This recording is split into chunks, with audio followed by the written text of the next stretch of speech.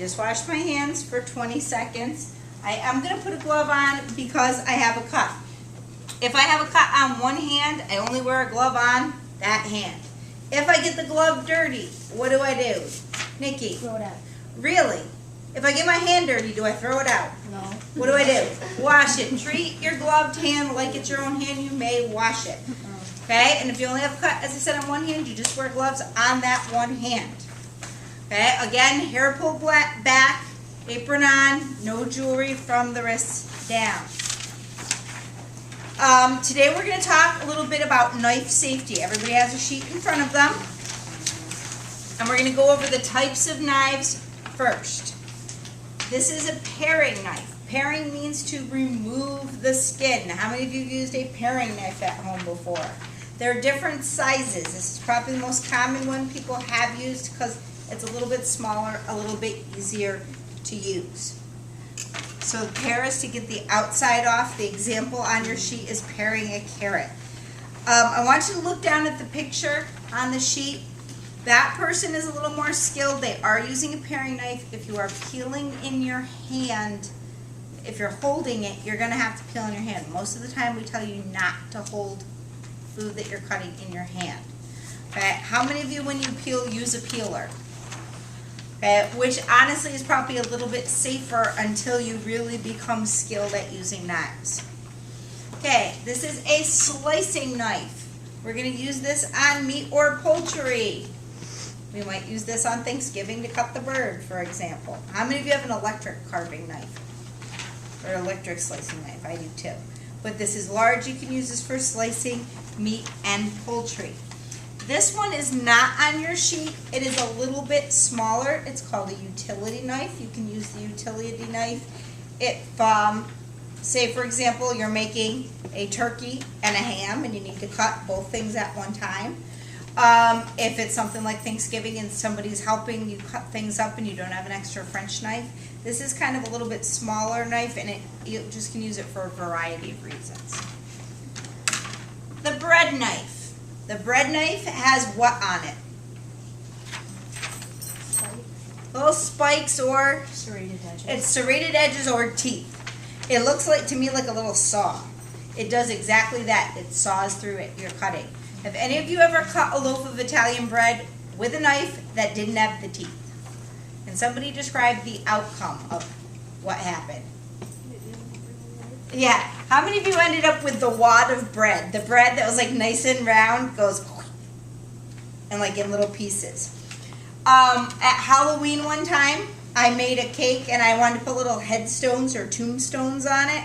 So I took those Milano cookies from Pepperidge Farm and I cut them in half. And because again it's like a saw, you actually could cut it. If you used a different knife, you just you would crush the cookie. I also made spiders out of Oreos. So I took this and it would saw through it. So that's the serrated part there.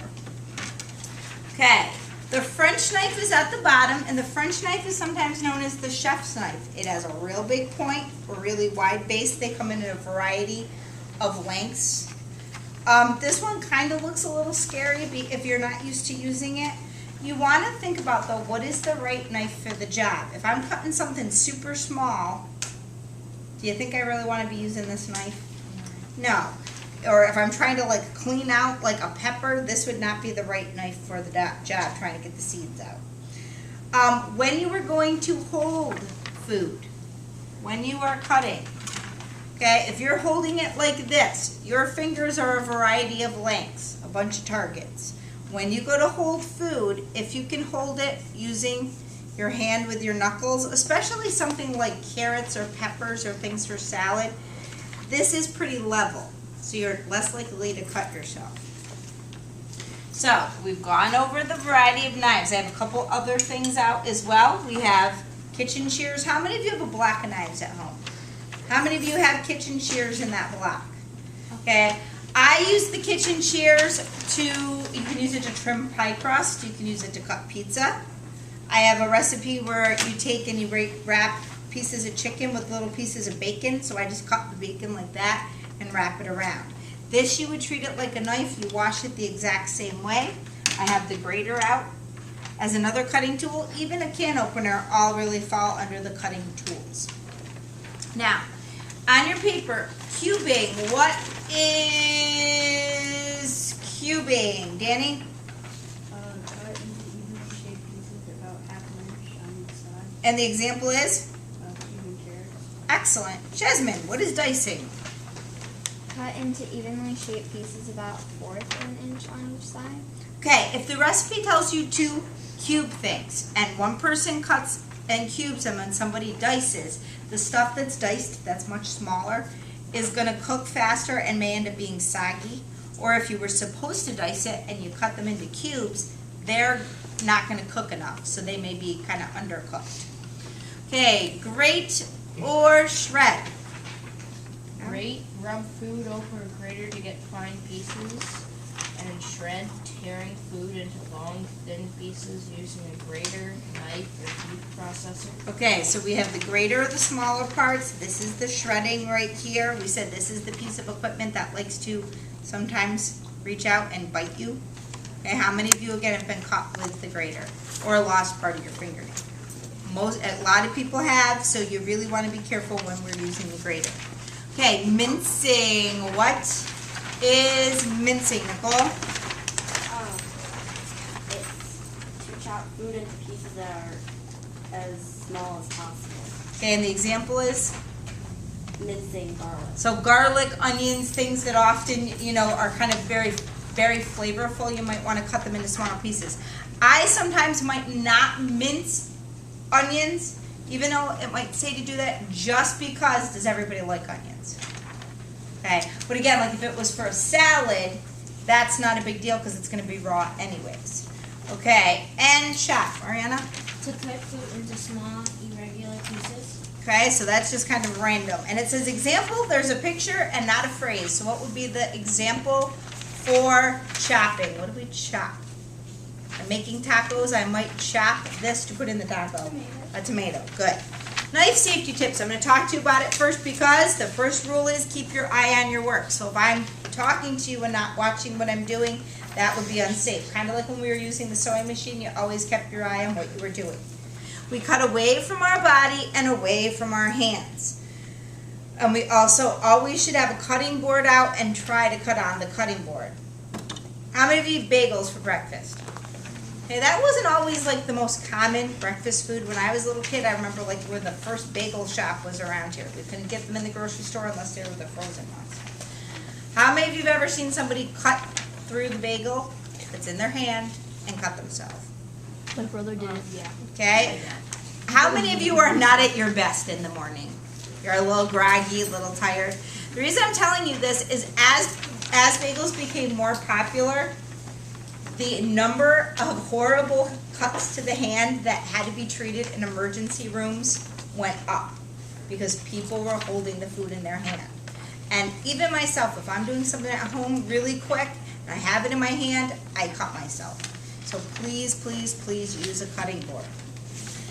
Okay, pass knives to each other safely. What is the safest way to pass a knife to somebody else? Trick question. Put it down on the table. And let somebody else pick it up because we talked about what happens if you're handing it to somebody and they trip.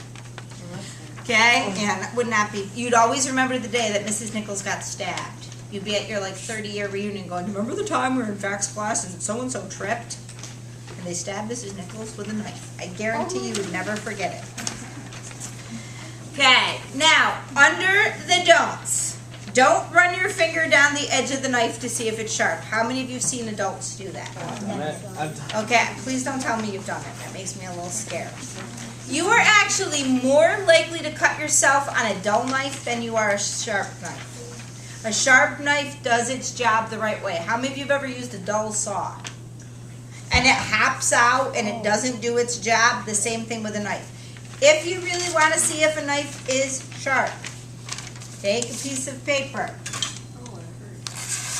If you can cut the paper, it is sharp. Save your finger, cut the paper instead. Okay? Now, don't attempt to catch a falling knife. Duh. But If your pencil rolled on the floor, how many of you would try to catch it? Me. If the remote at home went flying towards the floor, how many of you try to catch it? It is just a reaction. If we go to drop a knife, make sure you don't try to catch it because chances of catching it the correct way, not good. What's the other thing you want to do is get your feet out of the way. Now on that note, do you notice I have shoes that my toes are covered? Okay, if we worked in a restaurant, if you worked in a cafeteria, okay, There you go. Thank you. you want to make sure you have shoes that cover your feet. And that's a hard one, especially at home, because often at home we may be in the kitchen without shoes. When you are in the lab here, make sure you have shoes that cover your toes. No flip-flops. Now, I had a student, and it wasn't a lab where we were using knives, but I said you should have your feet covered. She came in with flip-flops, and she was like, yeah, I know I was supposed to have them, I didn't wear them. And I'm like, something something happens to me. She was really not so nice about it. And that day she was using the leveling spatula and dropped it and it bounced off of her foot. And it was the leveling spatula. You know, it wasn't sharp or anything, but at the end of the period she stopped and waited. She came up and she goes, Mrs. Nichols, I got to tell you, I now understand why we have to wear shoes that cover our toes. And I'm like, okay. But she definitely learned from that mistake. So please make sure you have something covering your feet. Don't put the knife in the dishwater to soak. How many of you ever done dishes? How many of you ever pulled out the stopper and there's still some random thing in the bottom of the sink? Okay, you can't see it. There's suds, the water gets a little dirty. You don't want to go stick your hand in and find out that there is a knife in the sink. Okay, especially in our kitchens here, the chances of somebody else washing it and then putting it in the sink, that's what causes the problem. If you use a knife and it needs to be washed, just take it over and lay it down next to the sink, please. Okay, don't use a knife as a bottle opener or a screwdriver. Now this I know sounds a little strange, but I know you've seen this. Somebody can't get a jar open, so they grab the end of a fork or the end of a spoon, not the the part you eat with, but the other end, and they pop the seal on the jar. How many of you have seen that? If you do that with a knife, you're going to bend the knife, and you're going to if the knife gets bent, it's trashed. You got to get rid of it. The other thing is if it slips, then you get hurt. So please think about what the right tool is for the job. Now, today we're going to do a quick applesauce recipe. Now, this is something new that actually I got the idea from Ms. Wood. Of doing applesauce, but instead of us making it and trying it tomorrow, we're going to take it, we're going to freeze it, and in our second lab, we are going to use it as an ingredient in what we are baking. Now, I've already taken the liberty of peeling these apples. Now, I've never used one of these till today, so that was kind of cool. How many of you have one of these at home with the apple quarter peeler things? Okay. So the cool thing is, I thought it'd be something kind of neat to show you. You put this on, and you can core with it, but we can take it and we can peel.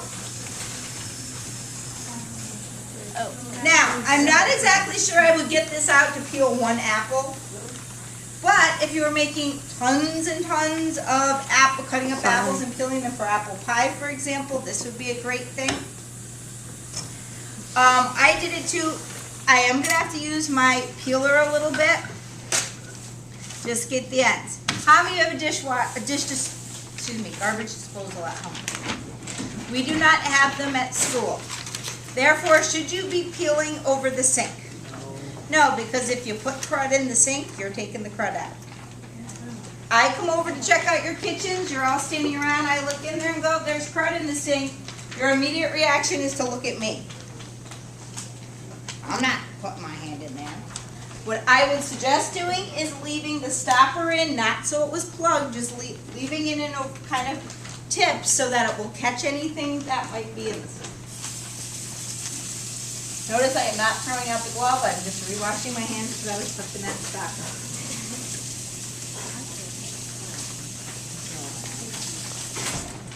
Okay, so what I'm going to ask you to do is peel over paper towels. It makes for a very, very quick cleanup. How many of you peel over the garbage can at home? How many of you have ever had whatever you're peeling escape into the garbage can? It slipped and went in there. Again, remember, we're trying to manage our resources the best that we can. That means we don't want to be throwing out extra stuff. So we do this over the paper towel. Okay, that way we don't lose anything into the garbage. I'm just getting the rest of the peels off. Actually, if you got a little bit of peel in here, it wouldn't be that big of a deal. It would just give us a little more fiber. And this is pretty easy. Ariel, would you read the directions at the bottom, please? In a saucepan, combine apples, water, sugar, and cinnamon. Okay. Now, think of what that kind of sounds like. Maybe not the same ingredients, but what does that almost sound like we're making? Apple pie. Some of the ingredients in apple pie, but what else? Get rid of the apples. Think of something different. Large amount of food going into water and boiling. Pasta. Could be pasta, Something with potatoes. like mashed potatoes. Okay, so really, I mean, similar idea because we're going to get these down and get them nice and soft. Now, how many of you have one of these at home? And that is the apple core slicer. Okay, I'm actually just going to use that today because I think it works pretty good to get rid of the core. Okay, if you're at home, you could use a paring knife though. Cut it and then clean out the inside. You could cut that down with the chef's knife. But this is so much more fun. Okay, notice even with this, I have the cutting board out and then I can just put the core on my paper towel and then get rid of it. I am going to have to do a little extra cleaning because these are a little bit smaller. When they're a little smaller apples, they don't always necessarily core evenly. I also don't have the best aim. That could be part of the problem. Now, the recipe did call for 4 apples, and a couple of these were really kind of small, so I just am adding an extra apple into there. Okay, and again, how do I need to make these apples? Look, how do I have to cut them, Tom? Whoa. that Peeled, wasn't fine. cored, or chopped. And chopped. Peeled, cored, and chopped. So, Jerry, again, can you remind me what I need to do to chop? Use the chop on the cutter. Well, what does it mean? Michaela, what does it mean to chop? It means cut from small, irregular pieces. Okay, so I'm not necessarily worried if they're not exactly even. I'm going to put them right into the saucepan. Okay, again, if I didn't do the best job of coring, you can use your paring knife to get the ends off. We'll just push that out of the way. Small, irregular pieces. Notice I'm trying to tuck my fingers out so I don't put a finger into the applesauce. I know that would be gross. Halloween tree. I think it would be more like a Halloween trick. Okay, so we're just going to irregularly put these in here. Okay, John, after I get the apples done, what do I have to put in next? Cover and cook over a medium heat for 15 to 20 minutes. Okay, what time, how long should I set the timer for? 15 to 20 minutes. Well, there isn't such a thing as 15 to 20, so you got to pick something. Okay, what are you going to do? 10 minutes? Well, it says 15 to 20 minutes, so what are we going to do? About 17. Well, see, the thing about 17 or 18 is, what about if 15 was enough? Okay, so what are you going to do? You put in 15 to see if it's done. And then, If it's not, set it more. right, we can always add more. If we get it if it's overdone already, we can't subtract time. Excellent. Okay, so I'm just trying to keep my fingers out of the way as much as possible. Again, if I didn't core it the best, we're dealing with it that way. Now, let's just see. Looking around the room. Jerry, all right, you better be good on this one. Please tell me what equipment I should get out to measure the cinnamon. A teaspoon. Well, do I need a teaspoon of cinnamon? Half teaspoon. Half a teaspoon, definitely a difference between a teaspoon and half a teaspoon. Do I need anything else out besides the half a teaspoon to measure cinnamon? Okay, what do I need? No. I do. I think I might need something else, possibly. Could be. Mickey? White sugar. For the cinnamon. Okay, I need the cinnamon. I have my measuring spoon. What do I need to do to make sure I have the right amount? John? The leveling spatula. A leveling spatula, or I can use the top to the container, possibly. Okay, and if I had to carry it, what should I be measuring it over? Okay, if I can't measure it right back into its own container, or if I have to carry it somewhere. A little bowl. That little bowl called the custard cup. Now, how am I going to deal with the sugar? Joe, how much do I need?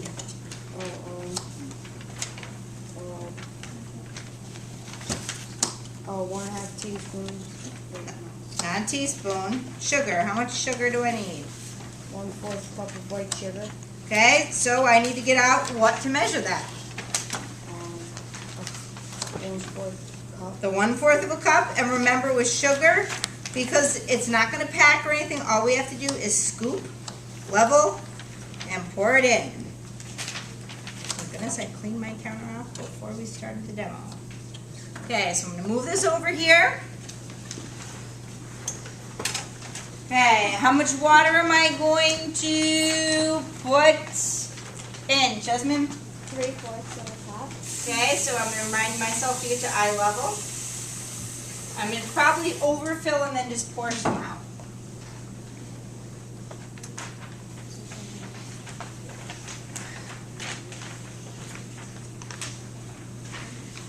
Or you're Mrs. Nichols, the facts teacher, and got it right automatically. That was pretty good. Very proud of myself. Okay, then half a teaspoon of cinnamon.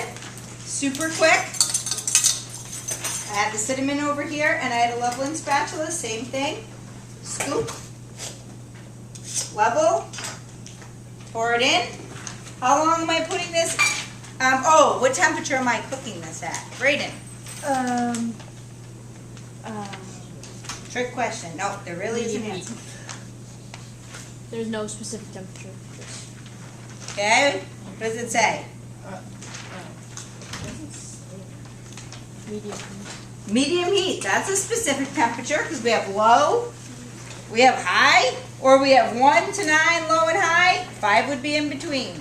So I'm going to put that on. We're going to set the timer for 15 minutes. And it does say to combine it, so I am going to use my mixing spoon. And then if it needs a little more time, I'll give it to it. And then at the end, it says that you can use either a fork. I'm going to use the potato masher to mash it up and like magic, like on TV. When you're done, you have your applesauce. Okay? All right, guys, put those in your binder. Tomorrow